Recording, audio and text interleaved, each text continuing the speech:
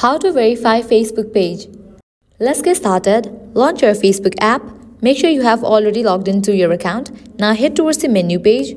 Scroll all the way down. Click on the drop down for help and support. Click on the option Help Center.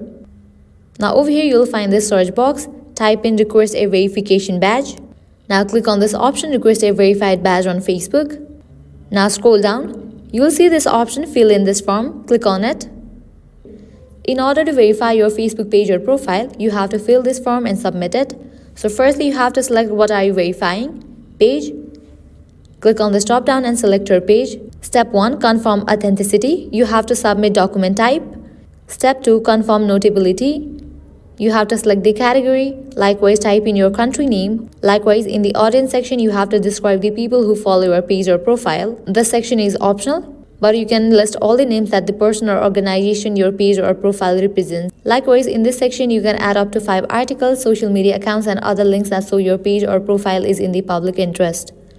Once you fill this page, click on the option of Send. Once you send this, if your Facebook page meets all the requirements to be verified, your page is definitely gonna be verified. So this is how you can easily verify Facebook page.